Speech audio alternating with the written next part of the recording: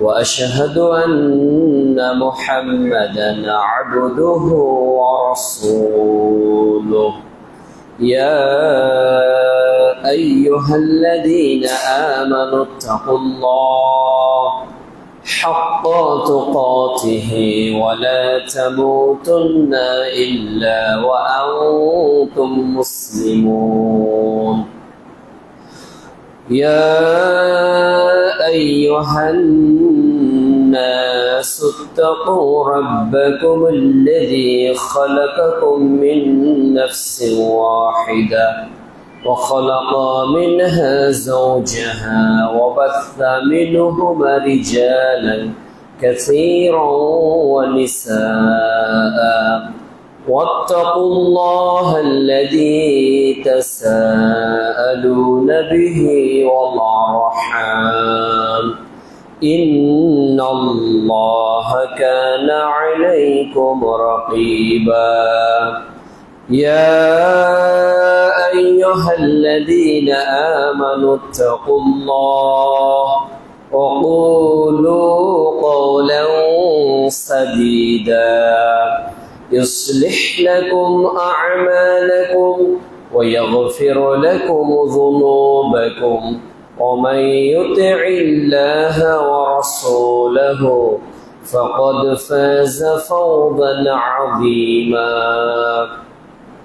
أما بعد فإن خير الحديث كتاب الله وخير الهدي هدي محمد صلى الله عليه وسلم وشر الأمور محدثاتها وكل محدثة بدعة وكل بدعة ضلالة وكل ضلالة في النار. وقال تعالى أعوذ بالله من الشيطان الرجيم وما نقموا منهم إلا أن يؤمنوا بالله العزيز الحميد.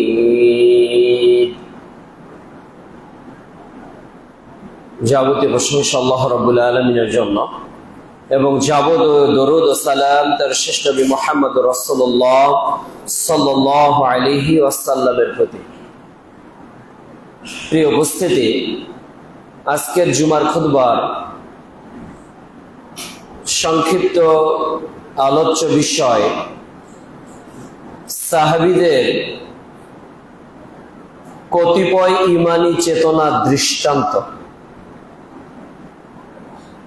সাহাবীদের ঈমানী চেতনার দৃষ্টান্ত সম্পর্কে পবিত্র কোরআন ও বিশ্বনবীর মুখমিশ্রিত বাণী থেকে এক দালিলিক আলোচনা উপস্থাপন করার চেষ্টা করব ইনশাআল্লাহুল আজিজ।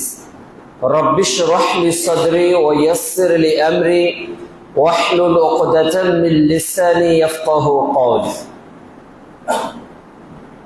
যারা রাসূলুল্লাহ সাল্লাল্লাহু আলাইহি ওয়াসাল্লামের সহচর্য লাভ করেছিল, তার প্রতি ঈমান এনেছিল, তার রেখে যাওয়া তার আদিষ্ট বিধিবিধানকে যারা মেনে নিয়েছিল, তারাই মূলত সাহাবী। সাহাবীগণ হলেন রাসূল সাল্লাল্লাহু আলাইহি ওয়াসাল্লামের পর মুসলমানদের ঈমানী চেতনার উত্তম নমুনা স্বরূপ। সাহাবীদের জীবনেই রয়েছে বিভিন্ন ইতিহাস, সাহাবীদের জীবনে রয়েছে বিভিন্ন ঈমানী চেতনা, সাহাবীদের জীবনীতে রয়েছে ত্যাগের নানা উপমা। একজন মানুষ তার জীবনের ঈমানকে যদি শানিত করতে চায়, ঈমানকে যদি বর্ধিত করতে চায়, মানুষ যদি তার ঈমানের ইস্তেকামাতকে সুদৃঢ় রূপে ধারণ করতে চায় এবং ধরে রাখতে চায়, তাহলে সাহাবীদের জীবন চর্চার বিকল্প কোনো বিষয় আর উপস্থাপন করা সম্ভব নয়।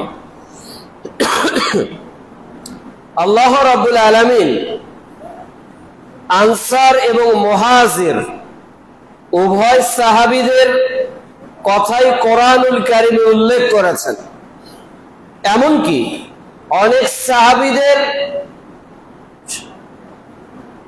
ইতিহাসকে বর্ণনা করতে গিয়ে আল্লাহ তাআলা কোরআনের আয়াতকে পর্যন্ত নাযিল করেছেন। বাংলাদেশের মানুষ আমরা আমাদের জীবনকে সাজাতে চাই, আমরা জান্নাতেও যেতে চাই, কিন্তু আমাদের জীবন কোন রঙে রঙিন হলে আমরা জান্নাতীদের দলভুক্ত হব, আমাদের জীবন কোন পথে পরিচালিত হলে আমাদের জীবন জান্নাতের ফুলকু ধারায় বহমান থাকবে, এ বিষয়ে আমাদের খুব একটা নজর নেই। যার কারণে আপনার জীবনে যত মানুষকে আপনি চেনেন, যত মানুষের সঙ্গে আপনার পরিচয় আছে, যত মানুষের প্রতি আপনার ভক্তি, ভালোবাসা ও শ্রদ্ধা আছে, এর কতটুকু ভক্তি, ভালোবাসা ও শ্রদ্ধা রাসূল সাল্লাল্লাহু আলাইহি ওয়াসাল্লামের সাহাবীগণের প্রতি আপনাদের আমার আছে। রাসূলুল্লাহ সাল্লাল্লাহু আলাইহি ওয়াসাল্লাম বলছেন যে তোমরা যদি এই বিশাল উহুদ পরিমাণ উপত্যকা পুরোটাই সম্পদের প্রাচুর্য দিয়ে পূর্ণ হয়, আর এটা যদি তোমরা আল্লাহর পথে দান করো, এরপরেও কিঞ্চিত পরিমাণ মর্যাদা সাহাবীদের তোমরা অর্জন করতে সক্ষম হবে না। তাহলে সাহাবীদের মর্যাদা কত উপরে, কত উঁচুতে।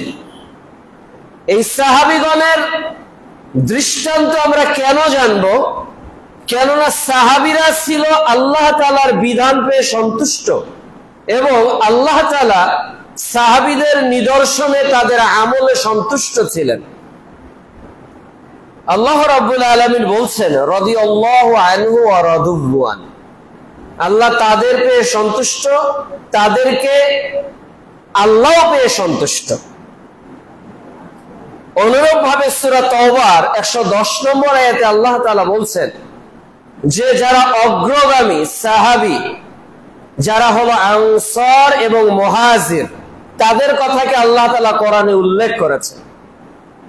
তবে এই সাহাবীদের জীবনে এমন কোন সাহাবীর জীবনে আপনি পাবেন না যার জীবনে আমাদের জন্য শিক্ষার কোনো কিছুই নেই।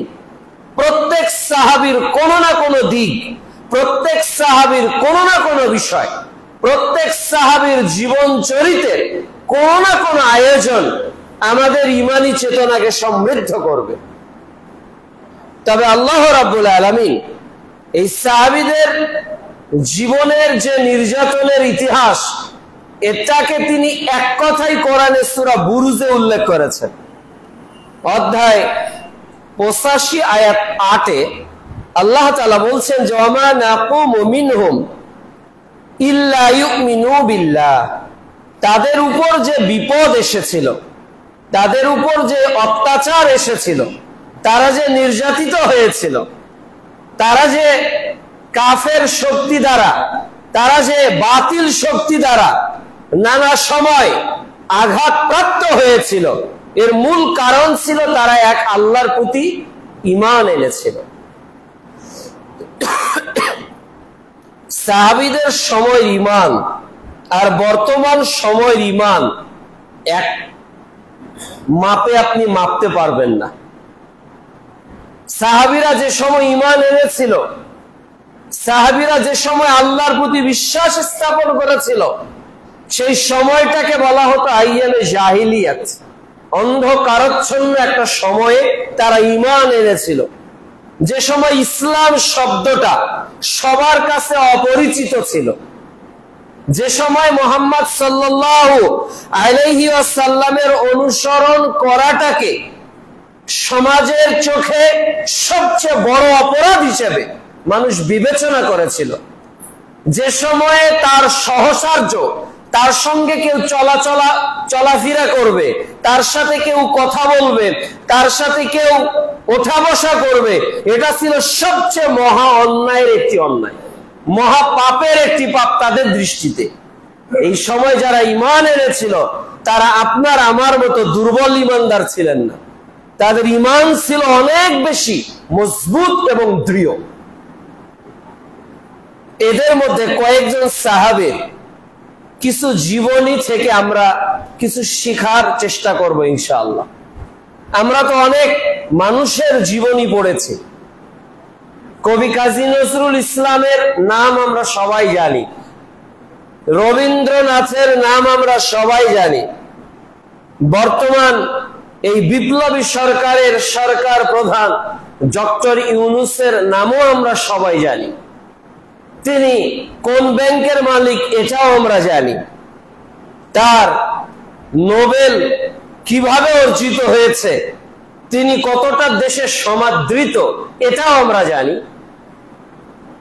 অনুরূপভাবে আমাদের পরিচিত সবচেয়ে শ্রদ্ধার ব্যক্তি, যার কথা বলতে গেলে আপনি চট করে 10টা লাইন বলে ফেলতে পারবেন, এমনকি এমনও বলবেন যে তোমার চেয়ে তার সম্পর্কে আমি বেশি জানি, তোমার চেয়ে তার সম্পর্কে আমি বেশি ধারণা রাখি। এই খবরদার, এটা অমুকের ছেলে, এটা চেয়ারম্যানের ছেলে, তুমি কার গায়ে হাত তুলছো, এর বাবা হলো এসপি, তুমি কার সাথে কথা বলছো, এ হলো পুরো এলাকার নেতার ভাতিজা, আমরা বলি না অনেক সময়? তাহলে একটা মানুষের মর্যাদাকে, একটা মানুষের সম্মানকে, একটা মানুষের গ্রহণযোগ্যতাকে কতটুকু উপরে পৌঁছালে তার সম্পর্কে আমাদের জানা এত বেশি হয়।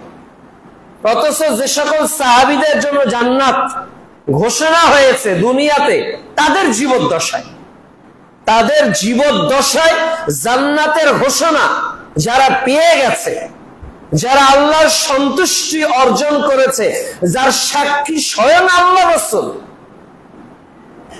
এর চেয়ে মর্যাদাশীল ব্যক্তি আর পৃথিবীতে কে হতে পারে?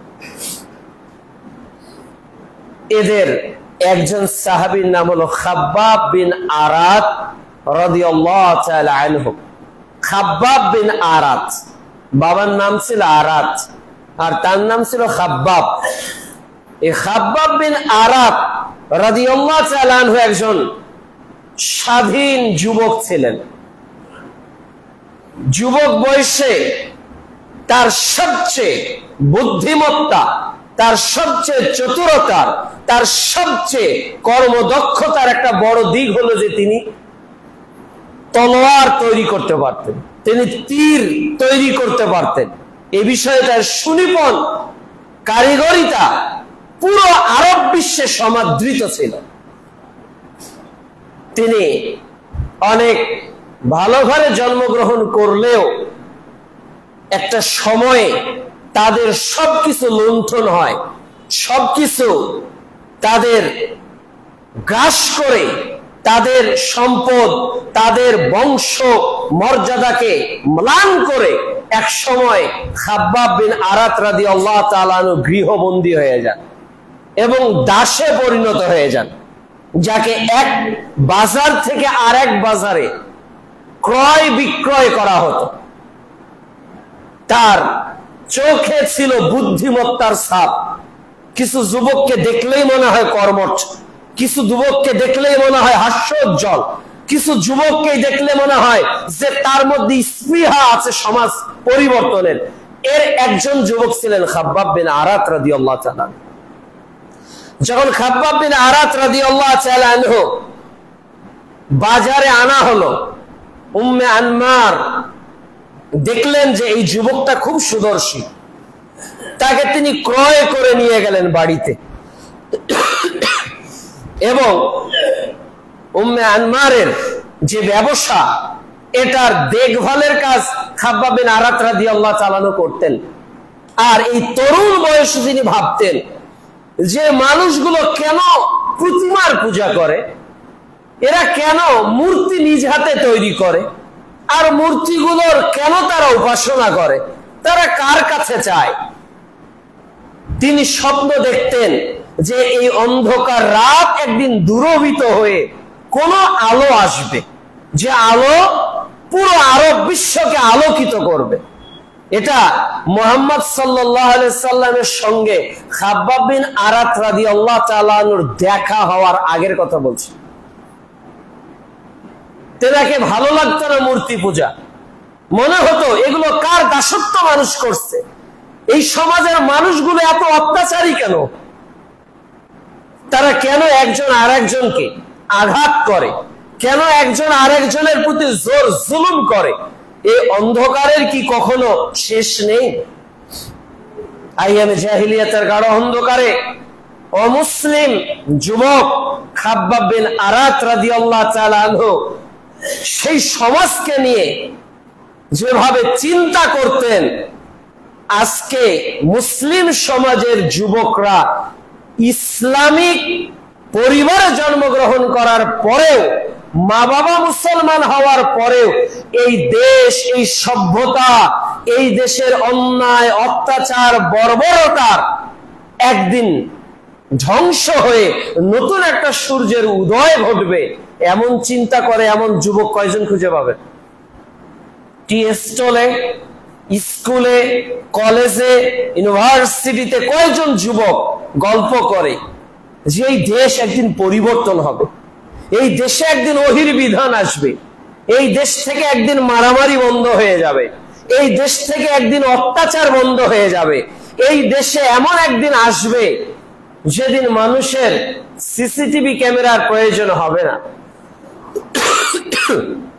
যেই দিন মানুষকে অন্যায়ভাবে আঘাত করবে না, যেই দিন মানুষ অন্যায়ভাবে আরেকজন নারীর শালীনতাকে হরণ করবে না, যেই দিন মানুষের প্রতি সম্মানের সাথে কথা বলবে, শ্রদ্ধার সাথে কথা বলবে, এমন একটা সূর্য এই পৃথিবীতে দেশে একদিন উদিত হবে, যেই দিন মানুষ ভোর রাত্রে, গভীর রাত্রে রাস্তায় চলাচল করবে, তার মনে আল্লাহর ভয় ছাড়া দুনিয়ার কোনো মানুষের ভয় থাকবে না।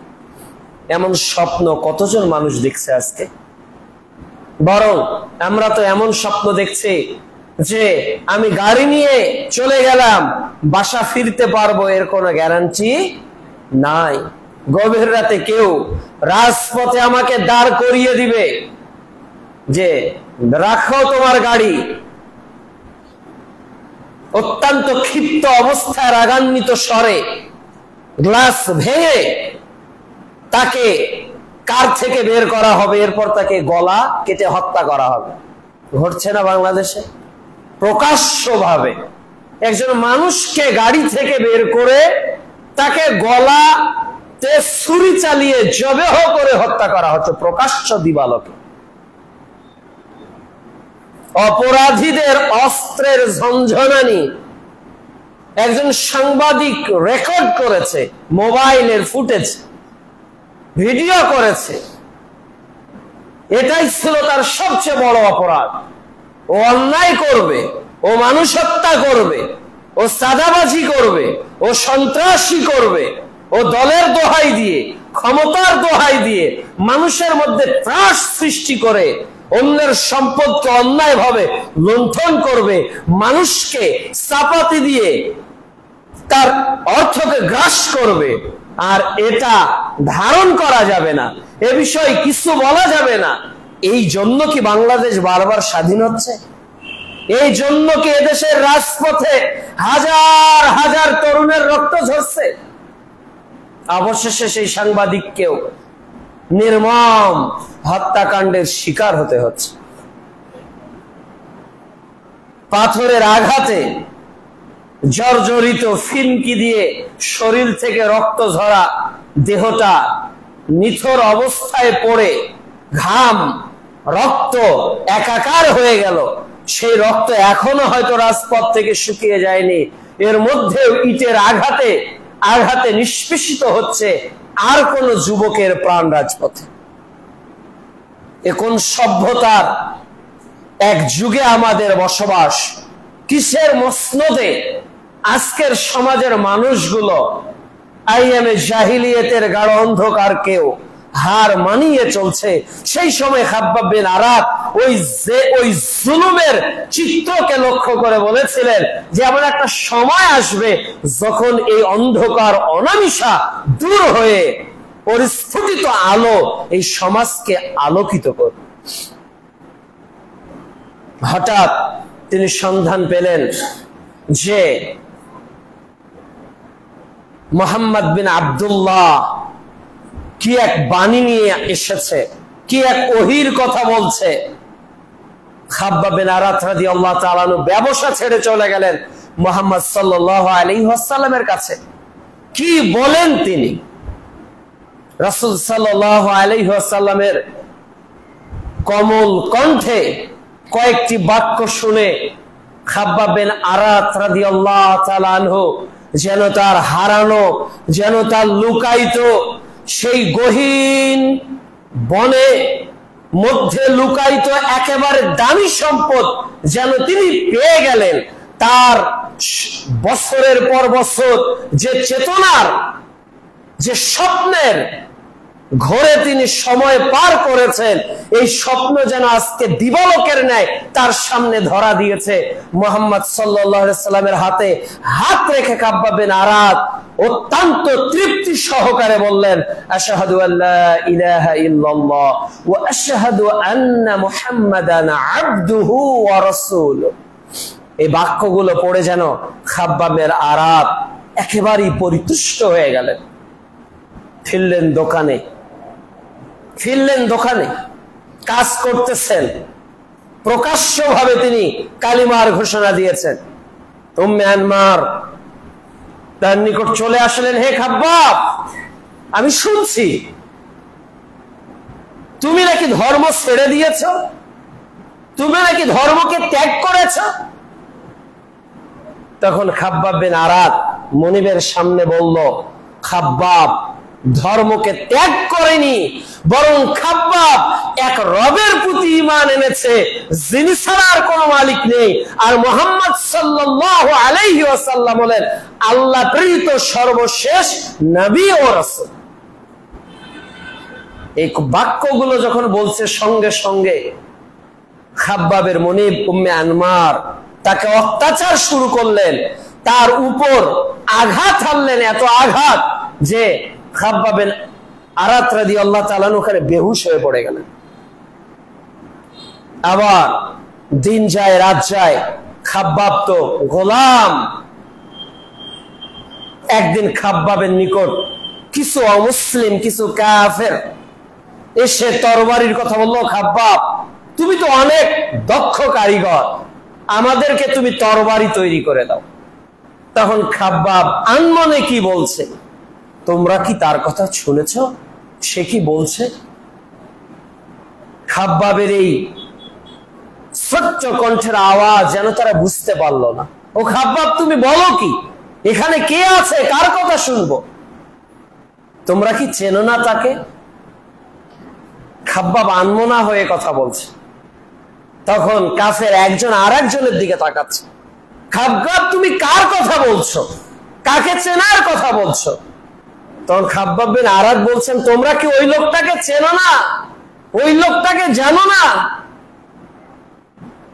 তখন খাব্বাবকে তারা বলছে, ও খাব্বাব, আমরা নিতে এসেছি অস্ত্র, তুমি কোন মানুষের কথা বলো? কাকে আমরা চিনবো? কার কথা শুনবো? তখন খাব্বাব বলল, এটা তো আমার জন্য একটা সুযোগ, তাদেরকে দাওয়াত দেওয়া। তখন খাব্বাব রাদিয়াল্লাহু তাআলা বলছে, তোমরা কি জানো না মক্কায় একজন মানুষের আগমন ঘটেছে, সে এক রবের কথা বলছে, যার আনুগত্য ছাড়া কারো আনুগত্য করা যাবে না, তার মাবুদকে রব হিসেবে মেনে নিতে হবে। তখন বলছে, তুমি কি মুহাম্মাদের কথা বলছো? বলছে, হ্যাঁ, আমি তো মুহাম্মদ বিন আব্দুল্লাহর কথা বলছি।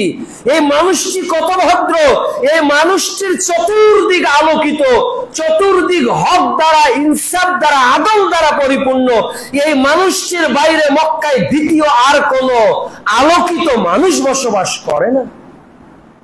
এ কথা যখন শুরু করেছে খাব্বাব, তখন আবার সেই কাফেররা তার উপর শুরু করলো নির্মম অত্যাচার, নির্মম নির্যাতন। সেখানেও খাব্বাব বিন আরাত বেহুশ হয়ে পড়ে গেলেন। একটু পর তিনি হুঁশ ফিরে পেলেন, দেখলেন কেউ নেই।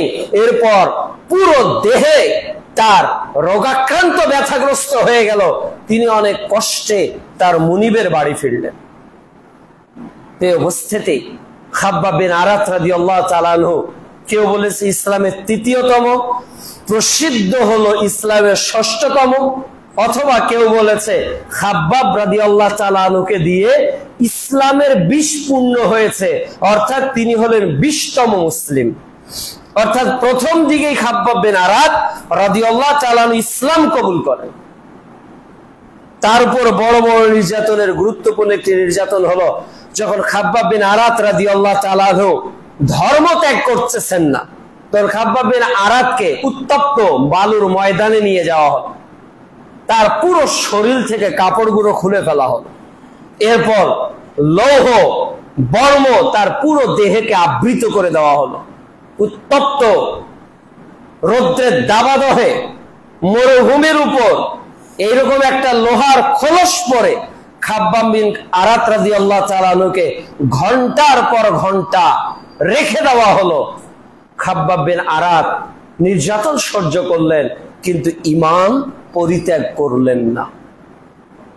শুধু তাই না, খাব্বাব বিন আরাত রাদিয়াল্লাহু তাআলা আনহুর জন্য যে নির্যাতন করা হয়েছিল, গুরুত্বপূর্ণ আরেকটি নির্যাতন হলো লোহার পাত। একটা লোহার পাতকে আগুনে উত্তপ্ত করা হতো, আর খাব্বাব বিন আরাত রাদিয়াল্লাহু তাআলা আনহুর মাথায় ধরা হতো। খাব্বাব বিন আরাত রাদিয়াল্লাহু তাআলা চিৎকার দিয়ে বেহুশ হয়ে পড়ে যেতেন।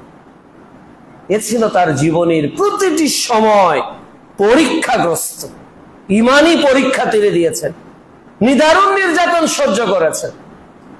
শুধু তাই না, খাব্বাব বিন আরাত রাদিয়াল্লাহু তাআলা আনহুকে চিৎ করে শোয়ানো হতো গরম কয়লার উপর, অগ্নির উপর, আর বুকের উপর চাপা দেওয়া হতো পাথর।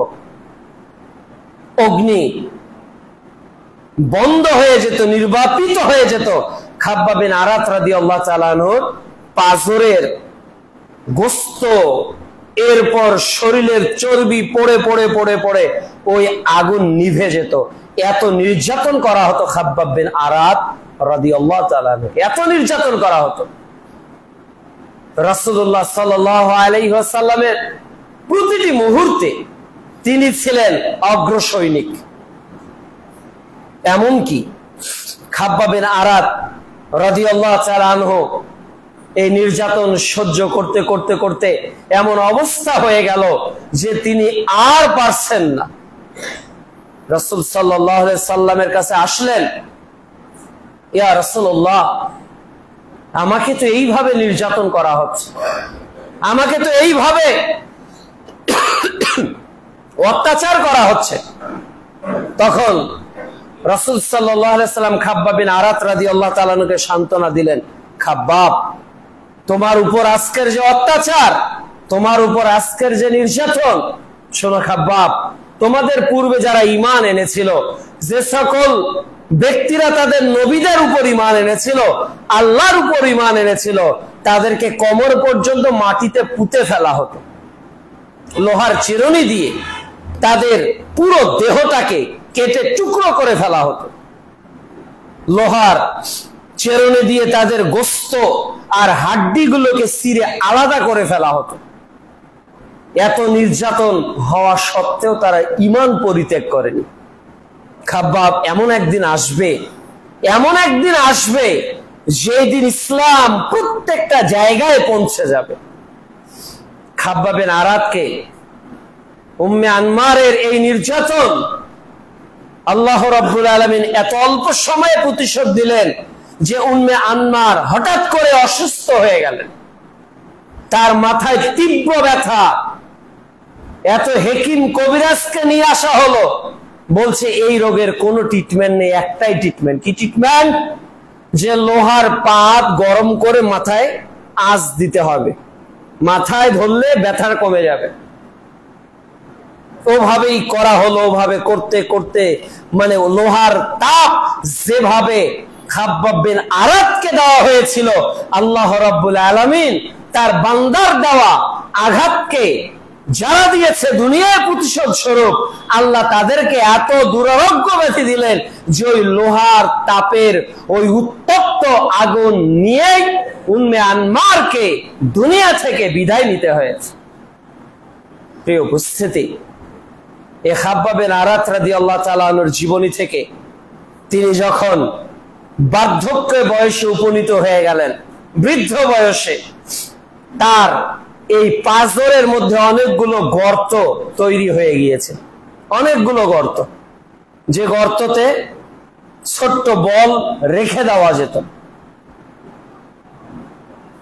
বৃদ্ধ বয়সে প্রতিটি গর্তে পুজ পছন্দ হতে শুরু করলো।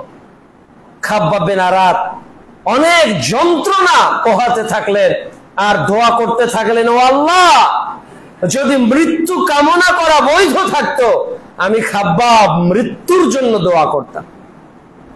এভাবে নিদারুণ কষ্ট সহ্য করতে করতে খাব্বাব বিন আরাত রাদিয়াল্লাহু তাআলা আনহু এক সময় দুনিয়া থেকে বিদায় নিলেন।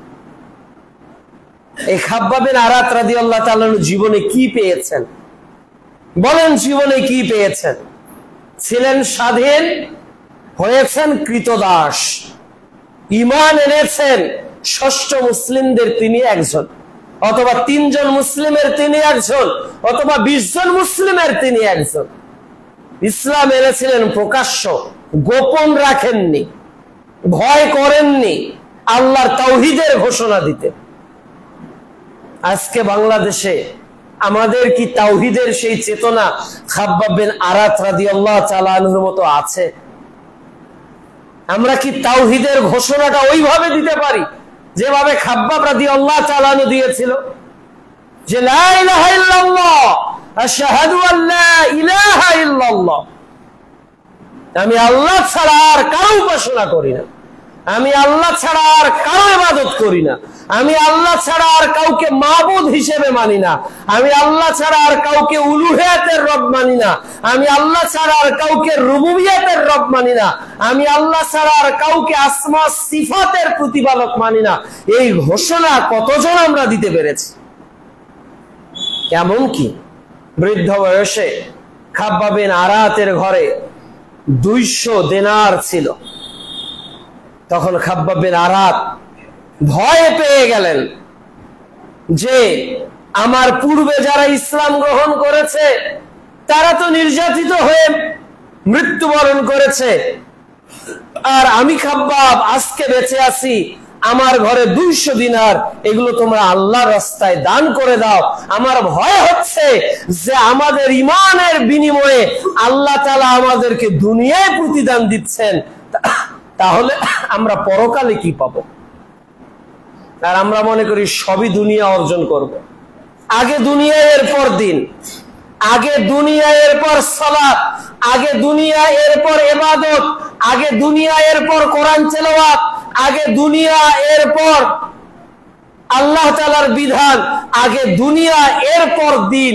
এই যে আমরা দুনিয়াকে দিনের উপর অগ্রাধিকার দিচ্ছি, অথচ খাব্বাব বিন আরাত রাদিয়াল্লাহু তাআলা আনহু দুনিয়াকে বিসর্জন দিয়ে দিনকে গ্রহণ করেছে। এজন্য প্রিয় উপস্থিতি, খাব্বাব বিন আরাত রাদিয়াল্লাহু তাআলা আনহু আমাদের জীবনের একটা স্পিড, একটা ইতিহাস, একটা চেতনা, একটা বিপ্লবের নাম। আজকেও যদি তরুণ যুবকদের মধ্যে, আজকেও যদি বয়োজ্যেষ্ঠদের মধ্যে, আজকেও যদি প্রত্যেক পুরুষের মধ্যে খাব্বাব বিন আরাত রাদিয়াল্লাহু তাআলা আনহুর চেতনা তৈরি হয়ে যায়, বাতিলের সামনে থাকবো আপোষহীন, বলবো তাওহীদের কথা, নির্যাতিত হব, নিষ্পেষিত হব, হাজারো পরীক্ষার সম্মুখে হব, এরপরেও ঈমানকে বিসর্জন দিব না। এ ছিল খাব্বাব বিন আরাতের পুরো জীবনের ইতিহাস। তিনি 63 বছর আয়ুষ্কাল পেয়েছিলেন, এরপর তিনি মৃত্যুবরণ করেন। প্রিয় উপস্থিতি, এরপর রাসূল সাল্লাল্লাহু আলাইহি সাল্লামের আরেকজন সাহাবী যার জীবনী থেকে অনেক শিক্ষণীয় বিষয় রয়েছে, তিনি হলেন মুসাব বিন উমাইর রাদিয়াল্লাহু তাআলা আনহু।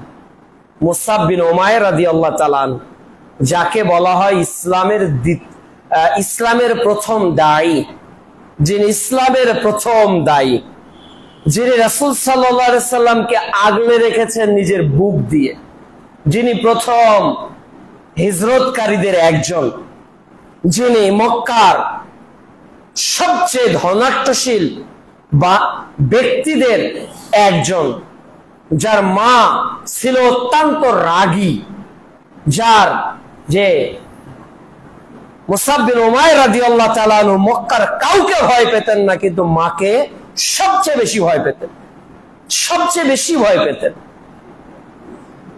তিনি দেখলেন যে এই লোকটা কি বলে, মুহাম্মদ বলে কি, মুহাম্মদ যে বাক্যগুলো বলে এই বাক্য তো মুহাম্মদ সাল্লাল্লাহু আলাইহি সাল্লামের নিজের না। মুহাম্মদ সাল্লাল্লাহু আলাইহি সাল্লাম যে বাক্যগুলো বলে এগুলো আমার জীবনকে, ঈমানকে, এগুলো আমার বিশ্বাসকে যেন আরো দৃঢ় করে দিচ্ছে। লুকিয়ে ঈমান আনলেন মুসাব বিন উমাইর রাদিয়াল্লাহু তাআলা আনহু, মাকে বললেন না, শুধুমাত্র গোপনে রাসূল সাল্লাল্লাহু আলাইহি সাল্লামের কাছে যায় আবার চলে আসে, গোপনে আল্লাহ রাসূল সাল্লাল্লাহু আলাইহি সাল্লামের কাছে যায় আবার চলে আসে, দিন শিখে চলে আসে, দিন শিখে চলে আসে। হঠাৎ একজন কাফের দেখলো কি ব্যাপার, মুসাব বিন উমাইর যায় কই, সে তো মুহাম্মাদের কাছে যায়। সঙ্গে সঙ্গে তার মায়ের কাছে অভিযোগ দিয়েছে, তোমার সন্তান তো রাসূলের কাছে যায়, মুহাম্মদ বিন আব্দুল্লাহর কাছে যায়। তখন মা বলল, মুসাব তুমি যাও কই? মুসাবকে গৃহবন্দী করে ফেললো তার মা, তার যাবতীয় যোগাযোগ সব বন্ধ করে দিল। হঠাৎ মুসাব বিন উমাইর রাদিয়াল্লাহু তাআলা জানতে পারলেন যে রাসূল সাল্লাল্লাহু আলাইহি সাল্লাম হিজরত করবেন, হিজরত করে তিনি চলে যাবেন ইয়াসরিফে। মুসাব বিন উমাইর রাদিয়াল্লাহু তাআলা ভাবলেন, এনু হ্যাঁ আমাকে সেখানে যেতে হবে, আমি পাড়ি দিতে চাই রাসূল সাল্লাল্লাহু আলাইহি সাল্লামের সেই স্থান যেখানে তিনি হিজরত করবেন। কিন্তু মা কোন ক্রমেই তাকে ছাড়বেন না, বরং মা বললেন, তুমি যদি মুহাম্মাদের ধর্ম ত্যাগ না করো তাহলে আমি খাওয়া বন্ধ করে দেব, আমি কোনো খাদ্য গ্রহণ করব না। মুসাব বিন উমাইর রাদিয়াল্লাহু তাআলা বললেন, মা তুমি যদি এই প্রতিজ্ঞা করো যে আমি মুহাম্মাদের দিন ছেড়ে না দেওয়া পর্যন্ত তুমি না খেয়ে থাকবে, আর এই না খেয়ে থেকে থেকে যদি তুমি মৃত্যুবরণ করো, আবার জীবিত হও, আবার না খেয়ে খেয়ে যদি তুমি মৃত্যুবরণ করো, আবার জীবিত হও, এইভাবে যদি তুমি শতবার জীবিত হওয়ার মারা যাও, এর পরেও আমি মুহাম্মাদের উপর যে ঈমান এনেছি এই ঈমান থেকে এক চুল পরিমাণ বিচলিত হবে। সুবহানাল্লাহ, কি ঈমানি চেতনা যে তুমি মরে গেল আমি ছাড়বো না। আমরা রাসূলকে সবার চেয়ে ভালোবাসি, কিন্তু রাসূলের আনুগত্য করি না। আমরা আল্লাহকে রব হিসেবে মানি, কিন্তু আল্লাহর বিধানকে মেনে চলি না। প্রিয় উপস্থিতি, মায়ের এই হাজারো শাসন মুসাব বিন উমাইর রাদিয়াল্লাহু তাআলা আনহুকে দমিয়ে রাখতে পারল না। তিনি পালিয়ে গেলেন, বেরিয়ে গেলেন, হিজরত করলেন। রাসূল সাল্লাল্লাহু আলাইহি ওয়াসাল্লাম বললেন, হে মুসাব বিন উমাইর, এই যে মদিনা থেকে এসেছে 6 জন, এরপর 12 জন, এই 12 জন যুবকের নেতৃত্ব দিয়ে, তারবিয়াত দিয়ে আল্লাহর রাসূল সাল্লাল্লাহু আলাইহি ওয়াসাল্লাম মুসাব বিন উমাইর রাদিয়াল্লাহু তাআলা আনহুকে পাঠিয়ে দিলেন মদিনাতে। মুসাব বিন উমাইর রাদিয়াল্লাহু তাআলা আনহুর কথা ছিলেন অত্যন্ত নরম, যেই তার কথা শুনে সেই ইসলাম গ্রহণ করে। এমন অবস্থা হলো মাত্র 1 বছরে মুসাব বিন উমাইর রাদিয়াল্লাহু তাআলা আনহুর দাওয়াত মদিনাতে এত বেশি ছড়িয়ে পড়লো যে 12 জন থেকে পরের বছর যারা হজ করতে এসেছে আল্লাহ রাসূলের কাছে বায়াত করে মুসলমান হওয়ার জন্য, তারা 75 জনে দাঁড়িয়ে গেল। সুবহানাল্লাহ, 1 বছরে 75 জন। কতটা দাওয়াত বেগমান হয়েছিল মদিনাতে। মুসাব বিন উমাইর রাদিয়াল্লাহু তাআলা কিভাবে দাওয়াত দিয়েছিলেন, কি তামান্না নিয়ে দাওয়াত দিয়েছিলেন। আসলে মানুষকে দাওয়াত দেওয়ার জন্য সবার আগে যেটা প্রয়োজন সেটা হলো একটা তামান্না থাকা, একটা আকাঙ্ক্ষা থাকা, একটা মানুষকে জাহান্নাম থেকে ফেরাবো, একটা মানুষকে হকের দিকে ডাকবো, এজন্য যদি আকাঙ্ক্ষা না থাকে তাহলে ওই মহব্বত কখনো জন্মিবে না। একটা অমুসলিমকে দাওয়াত দেওয়া তো দূরের কথা, একটা বেনামাজিকে নামাজের কথা বলা, একটা হারাম উপার্জনকারী ব্যক্তিকে হালালের কথা বলা, একটা অন্যায়কারী ব্যক্তিকে সৎ কাজের আদেশ দেওয়া, একটা অত্যাচারী শাসককে হকের কথা বলা, মুসলমান হয়ে মুসলমানকে আজকে সবচেয়ে বড় কঠিন। ওই লোকটা দেখেন তো ঘুমাচ্ছে, যে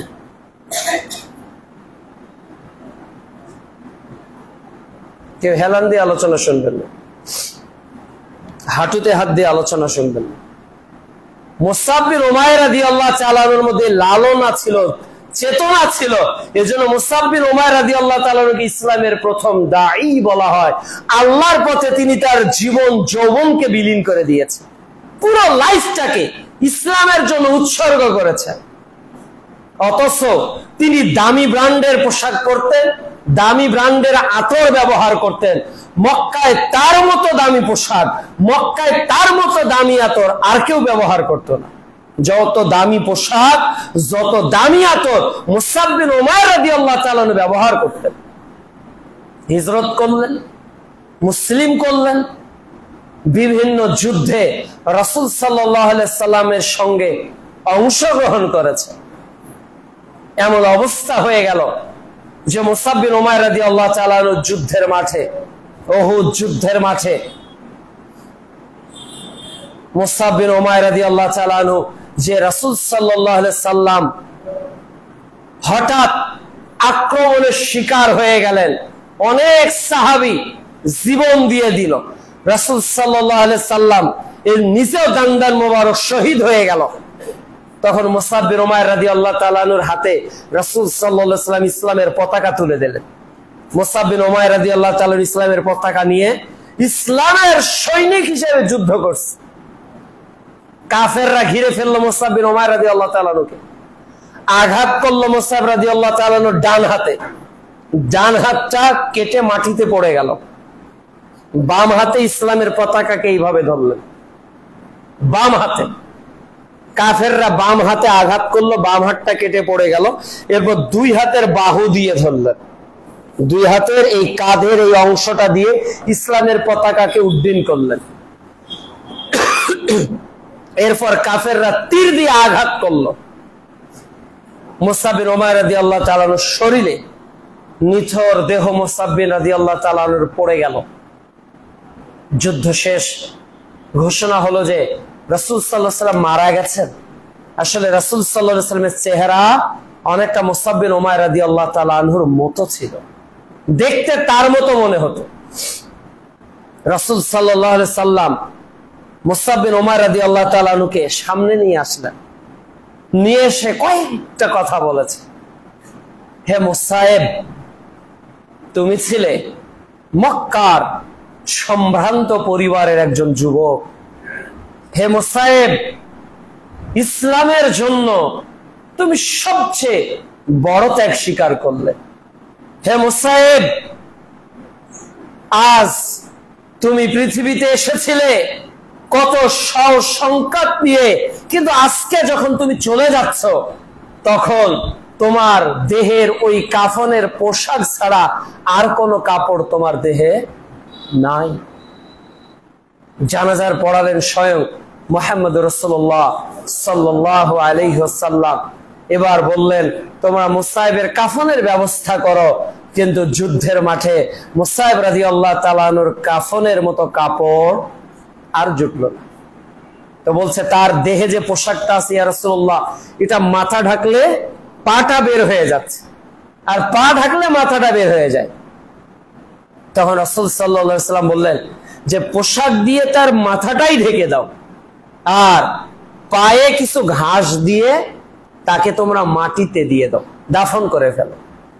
এই ছিল সাহাবীদের জীবন, তাদের জীবনের আসা যাওয়া, তাদের জীবনের পরীক্ষা, তাদের জীবনের ত্যাগ তিতিক্ষা, পুরোটাই তারা বিনিয়োগ করেছেন ইসলামের জন্য। সূরা তওবায়, সূরা সাফে আল্লাহ তাআলা বলছেন 10 নম্বর আয়াতে, আমি কি তোমাদের এমন একটা ব্যবসার সন্ধান দিব যা তোমাদের মর্মান্তিক আযাব থেকে বাঁচাবে? এটা হলো তোমরা নিজেদের জান ও মাল দিয়ে আল্লাহর রাস্তায় লড়াই করবে, সংগ্রাম করবে। তারা করেছিল, তোমরা দৌড়াও জান্নাতের দিকে, তারা দৌড়িয়েছিল। মুহাম্মদ সাল্লাল্লাহু আলাইহি ওয়াসাল্লাম তাদের যেখানে যে দায়িত্ব দিয়েছিলেন তারা রেখেছিল। তারা জীবনের সর্বোচ্চটা দিয়ে দ্বীন কায়েমের জন্য চেষ্টা করেছেন। আজ আমরা এই দুইজন সাহাবীর জীবনী থেকে কি শিখব? আমরা কি গ্রহণ করব? আমরা কি নিজের জীবনে আজকে থেকে চর্চা করব? যে প্রথমত ইসলামের জন্য সবকিছু স্যাক্রিফাইস করব, কিন্তু ইসলামকে স্যাক্রিফাইস করার সুযোগ নাই। ইসলামের জন্য বাবা স্যাক্রিফাইস হতে পারে, মা স্যাক্রিফাইস হতে পারে। যুদ্ধের মাঠে একজন সাহাবী বারবার একজন কাফের পক্ষের সৈন্যকে সরিয়ে দিচ্ছিল। যুদ্ধের মাঠে বারবার সে আসছে আর বারবার তাকে সে সরিয়ে দিচ্ছিল, মারছিল না। কিন্তু এমন অবস্থায় হয়ে গেল যে তাকে মারা ছাড়া আর কোনো উপায় নেই, তাকে হত্যা করা হলো। যাকে হত্যা করা হয়েছে আর যে হত্যা করেছে এ হলো জন্মদাতা বাবা, কে হত্যা করেছে তার সন্তান যুদ্ধের মাঠে। সাহাবী তার বাপকে হত্যা করেনি, সাহাবী যাকে হত্যা করেছে কুফরিকে হত্যা করেছে। সাহাবী যাকে হত্যা করেছে শিরিককে হত্যা করেছে। সাহাবী যাকে হত্যা করে ইসলামের পক্ষের শত্রুকে হত্যা করেছে। এভাবে তারা ডিভাইডেড হয়ে যেত দ্বীনের স্বার্থে, ইসলামের স্বার্থে। কতজন মা আজকে পাওয়া যাবে যারা তাদের সন্তানকে এই দুই সাহাবীর গল্প শোনাবে, যারা শেখাবে খাব্বাব বিন আরাতের মতো তুমি ত্যাগী হও, মুসআব বিন উমাইরের মতো তুমি দায়ী আল্লাহ হও, আমি আল্লাহর পথে দায়ী তোমাকে করে গেলাম। না, সন্তানের ডাক্তারি আগে নিশ্চিত করতে হবে, সন্তানের পুলিশ হওয়া আগে নিশ্চিত করতে হবে, সন্তানের এনটিআরসিতে চাকরি আগে নিশ্চিত করতে হবে, সন্তানের অমুক পদটা আগে নিশ্চিত করতে হবে। ওটা অর্জনের জন্য নামাজ কাজা হোক আপত্তি নেই, ওটা অর্জনের জন্য কোরআন ত্যাগ করা আপত্তি নেই, ওটা অর্জনের জন্য রমাজানে সিয়াম ত্যাগ করা আপত্তি নেই।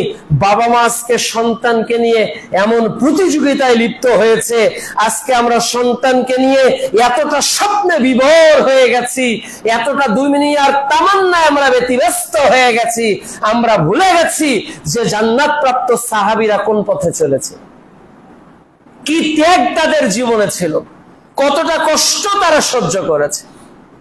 যে উপস্থিতি আমরা যাতে সাহাবীদের জীবন থেকে নিজের জীবনগুলোকে রাঙাতে পারি, আল্লাহ যেন সেই সুযোগ দান করে। আমাদের বারবার সমাজ পরিবর্তন হচ্ছে, বিপ্লব হচ্ছে। এই তো জুলাইয়ের ঘোষণাপত্র আপনি শুনলেন, কি সেখানে আপনার প্রাপ্তি বলেন তো?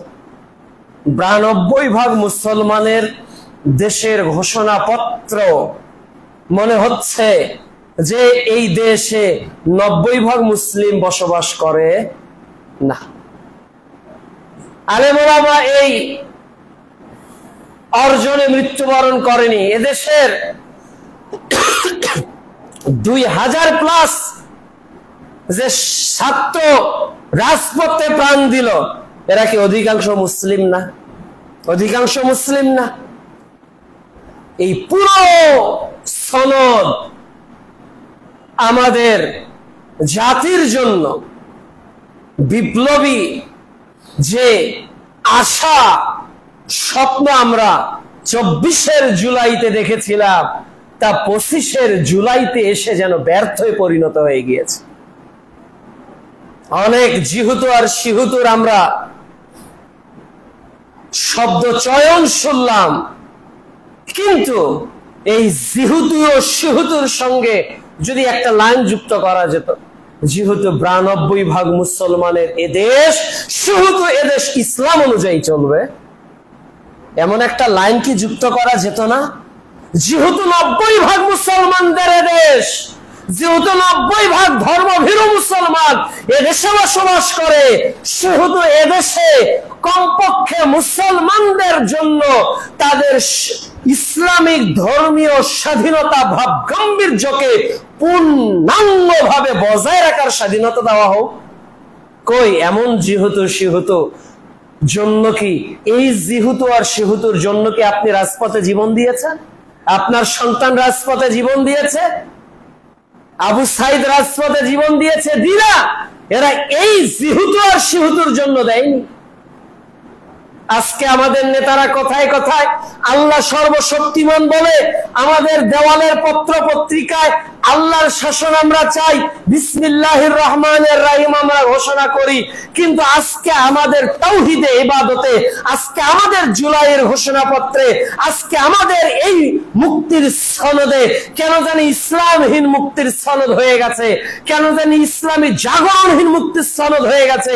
এরকম মুক্তির সনদ যদি হাজারটাও হয় আর ইসলাম না থাকে, এদেশ বারবার পরাধীন হয়েছে, আগামীতেও পরাধীনতার শৃঙ্খলে আবদ্ধ হয়ে যাবে।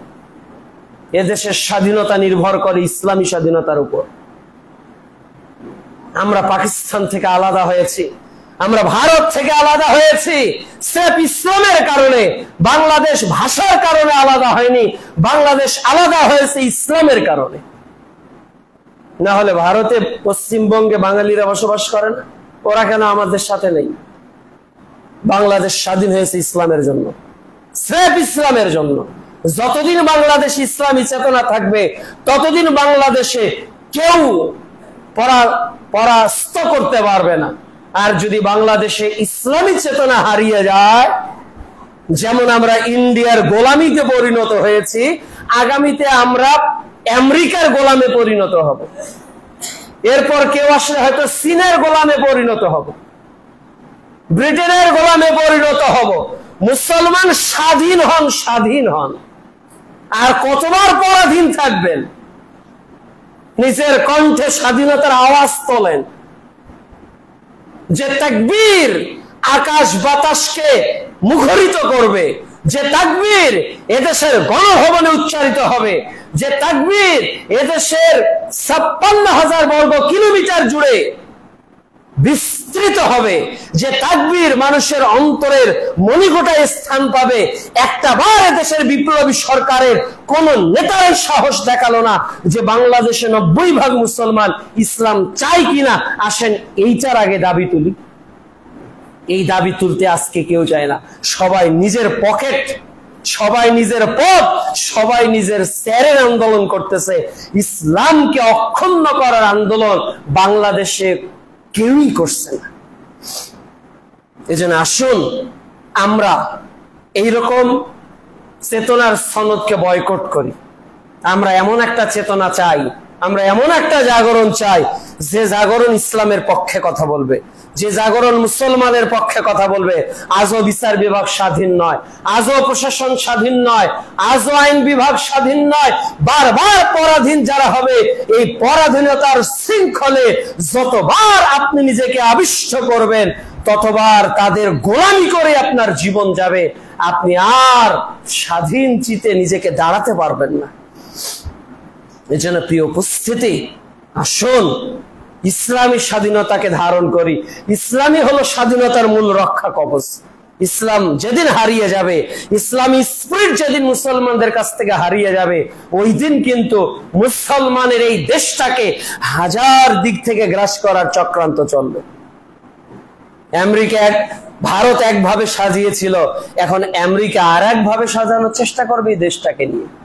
এজন্য আমাদেরকে সবার আগে সজাগ থাকতে হবে, সচেতন থাকতে হবে, চেতনাশীল হতে হবে। নেতার পরিবর্তন দিয়ে বাংলাদেশের কোনো উন্নতি হবে না, নীতির পরিবর্তন আগে কাম্য।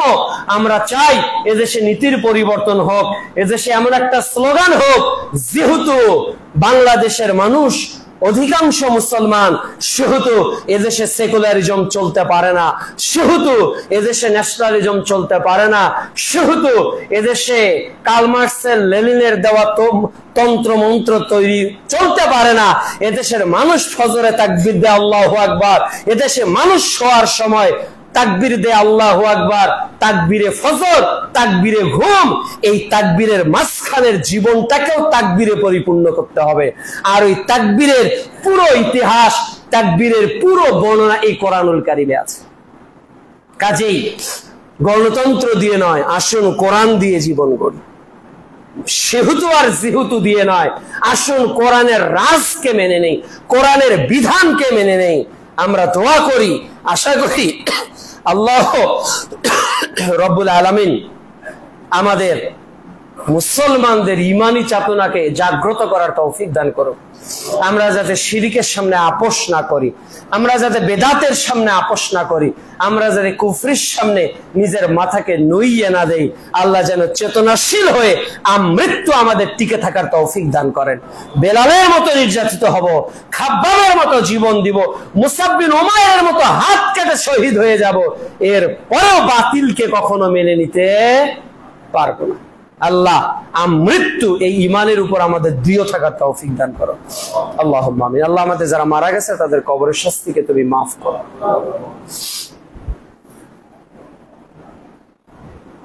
আলহামদুলিল্লাহি ওয়াহদাহু